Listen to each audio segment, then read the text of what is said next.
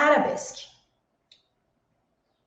O que acontece? Quando a gente começa a fazer balé, a gente está lá na nossa aula e aí o professor dá lá um developezinho, né? Um arabesque mais baixinho ali pra gente. Deixa eu tirar essa calça, senão vocês não vão enxergar. É nada. O professor tá lá, aí ele dá lá um developezinho, é um arabesquezinho, né? 45 graus. Sim. Aqui começa o nosso processo de entender o arabesque. Só que a gente vai querendo subir cada vez mais. Chega no final da aula, as nossas pernas já têm que estar mais altas. Então, a gente começa a subir o arabesque. E é aí que começam os problemas. Primeiro erro que muitas bailarinas adultas cometem na hora de fazer o arabesque é o quê? Tô lá, enquanto estava 45, tá tudo bem. Na hora que começa a subir, a gente pensa na perna subir, e aí eu vou, ai meu Deus, ela tem que subir, tem que subir. Aí eu fico parecendo um aviãozinho. Gente, é horrível, horrível bailarina que faz aviãozinho no arabesque. O que eu quero dizer com aviãozinho? Repara, ó, que quando eu tô a 45 graus, existe uma curva. Tá vendo aqui nas minhas costas? Tá fazendo uma curva, um desenho. O arabesque, ele tem que ter esse desenho de curva. Se eu não faço umas costas bem colocadas, eu quero subir a perna e começo a perder essas costas, eu perco a curva. E aí eu fico parecendo um aviãozinho. Não, eu tenho que subir essa perna, mas as minhas costas, elas não podem estar aqui embaixo. Elas têm que estar aqui em cima. E é aí que a gente começa a perder o nosso arabesque. Então, muito cuidado. A gente precisa, no arabesque, pensar que tem uma parede na minha frente. Então, eu fui lá, tirei lá a perna atrás, tem uma parede aqui. E eu começo a subir. Repara, ó, a minha distância da barra. Eu posso ceder para frente o meu tronco? Deixa eu ver com essas mãos aqui. Posso ceder para frente o meu tronco? Até posso, desde que, tá vendo que agora eu encostei a barra? Desde que a curvinha esteja mantida. O que eu não posso é ceder para frente ao ponto de perder a curvinha. Percebe? Não tem relação com a altura da perna. A minha perna pode subir só um pouquinho, ó, tô lá. Ela subiu só um pouquinho, só que se eu jogo as costas para frente, eu perco a curva. É essa curva das costas que dá o desenho de linha para o arabesque. Então, se você quer fazer um arabesque bonito, que chame a atenção, você precisa pensar nas costas. As costas é o primeiro ponto de atenção. Sim? Então, eu vou estar lá, tirei a minha perna lá atrás. Primeira coisa que eu vou pensar, costas. Costas lá em cima. Minha perna começa a subir costas, costas, costas, costas, costas, costas, costas, costas. É como se eu quisesse fazer um cambrê com as costas. Sim, é como se eu quisesse jogar ela para trás. Quando a gente faz isso, e aí eu tô subindo a perna e mantendo as costas, a gente vai sentir uma dor bem nessa região aqui, ó. Tem uma aluna, a Marcinha, que ela fala que é a dor na picanha, né? Que é aquelas dobras que a gente faz aqui, né? E aí começa a doer bastante. Quando eu tava um pouco tempo atrás, que eu tava mais acima do peso, nossa, ardia a gordura aqui na hora de prensar. É aí que a gente tem que sentir, ok? Depois, a gente vai para um segundo ponto. Então, o primeiro ponto, pensar nas costas. Eu tenho que manter essas costas numa intenção de cambrê, minha cabeça lá para o teto, e aí minha perna vai subir. Eu vou sentir essa região aqui da nossa lombar. Depois, segundo ponto do nosso arabesque, é a direção. Poucas bailarinas pensam nisso, tá? Mas, de lado, do jeito que eu vou fazer aqui agora, ó. Aqui, parece que meu arabesque tá certo, né? Não parece? Tá lindão, ó, costas. Vou fazer agora de frente para vocês. Exatamente como eu fiz. Percebe, ó? O meu pé tá lá na diagonal. Ele tinha que estar aqui, ó. E ele tá lá na diagonal. Por que que isso acontece? A gente começa a subir a perna, ela vai lá para a diagonal e sobe lá lá na diagonal. Lá na diagonal. Por que que isso acontece? Porque lá na nossa barra, na base, no balé, a gente tem movimentos que são movimentos, como que eu, Mari, dentro do meu método, divido os passos de balé para ensinar para as minhas alunas.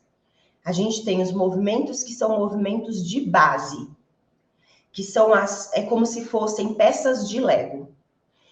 Eu tenho uma peça de Lego, eu praticamente não tenho nada, né? Uma pecinha de Lego, o que a gente faz com uma pecinha de Lego? É a mesma coisa que eu penso quando eu olho para um tandi. Fazer tandi no balé não é nada. O tandi, ele é uma pecinha de Lego. Se eu tiver duas peças, eu já consigo montar uma mini torre, né? Com duas peças de Lego. Então, aí eu tenho lá, o tandi, e um plié. Aqui eu já estou montando uma mini torre. O plié é outro passo de base. Então, aqui, ó, eu já consigo montar um passo. Qual passo que eu monto com um tandi e um plié?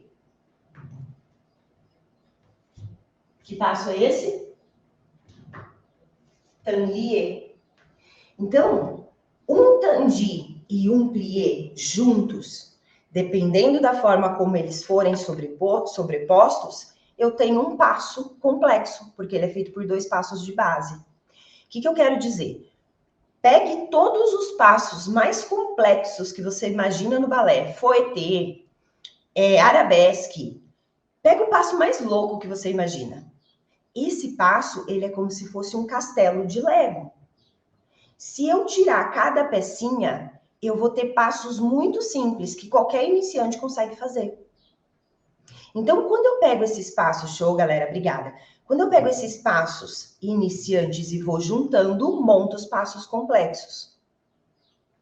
Por que os erros acontecem no balé? Por que você erra o arabesque? Porque alguma dessas pecinhas estão erradas. Às vezes a pecinha está mais torta, às vezes ela não está encaixando direito. E aí a gente fica lá na nossa aula e fica treinando o arabesque, treinando a pirueta, treinando o fouetté. E se o passo não está saindo, eu preciso ver qual dessas pecinhas é que está com problema. Então, aqui no arabesque é a mesma coisa. Se eu faço um arabesque com essa perna saindo lá para a diagonal, significa que existe uma pecinha de base chamada tandi que está errada. Imagina, Mário, eu faço o tandi muito bem. Show, olha lá onde está a perna. Ela tinha que estar atrás do meu ombro. Toda vez que eu faço um tandi à frente, no meu método, tá? A perna tem que estar na frente do meu ombro, na frente do meu peito. Tem que estar aqui.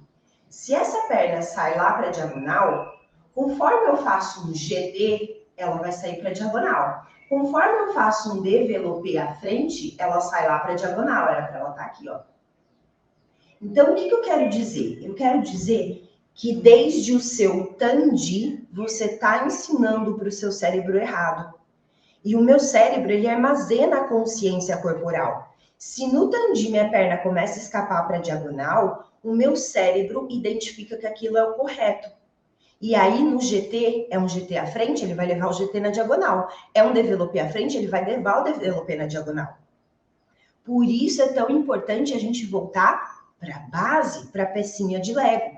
A mesma coisa para o arabesque. Se ele está lá, significa que o meu tandi, ao invés de estar saindo atrás do meu ombro, ele está saindo na diagonal. Quando eu fizer um GT, ele também vai sair na diagonal. Quando eu fizer um développé, ele vai para a diagonal. Porque eu quero? Não, porque eu, nos meus exercícios de barra, onde eu trabalho a base, eu ensinei para o meu cérebro que essa é a direção certa. Como é que a gente pode corrigir isso no nosso arabesque? Corrigindo o tandi. Não adianta nada seu professor chegar lá e falar, coloca a perna atrás do ombro. Você vai colocar e vai fechar. Aí vai lá de novo. Perna atrás do ombro. É verdade, atrás do ombro. Seu professor não vai falar nada na apresentação, você vai estar lá linda, maravilhosa, o que você vai fazer? Développé, arabesque, atrás do ombro. Por quê? O nosso cérebro começa a entender que primeiro eu levo para a diagonal e depois eu trago para trás do ombro. Faz sentido isso para vocês? É assim que funciona o nosso processo de aprendizagem. Então, se eu quero ensinar para o meu cérebro que o alinhamento do arabesque é atrás do ombro, eu preciso voltar para a minha base e mostrar para o meu cérebro que o tandi é atrás do ombro, que o GT é atrás do ombro. Então, eu vou estar lá na minha aula e vou fazer, tandi à frente, na frente do ombro, ao lado da o meu andeor, depois a gente fala disso, e atrás do ombro. Aí eu começo a condicionar o nosso cérebro no balé, é como se ele fosse um bichinho de estimação. Sabe assim, quando você, não sei se vocês têm cachorro, gato, sei lá, algum bichinho, que nem aqui. Eu tenho 2 cachorras, né? Eu tenho a Kiki e a Cacá. Carmen e Quitéria, tá? São 2 personagens de balé.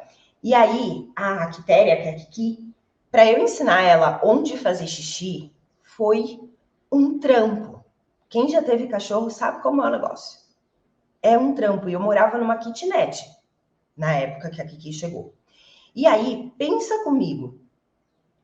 Se eu encarar o meu cérebro, durante o processo de aprendizagem do balé, como um animal de estimação que eu preciso domesticá-lo, eu vou prestar atenção em tudo que eu estou ensinando para o meu cérebro. Porque quando você faz aula, você está ensinando para o seu cérebro. Parece que não, né? Parece que a gente está lá na aula, linda, maravilhosa, só lá fazendo os nossos tandis. Não, meu amor, você está colocando o seu corpo em movimento num processo de repetição. Isso ensina seu cérebro. Por isso que é tão importante a gente entender o passo a passo de cada movimento.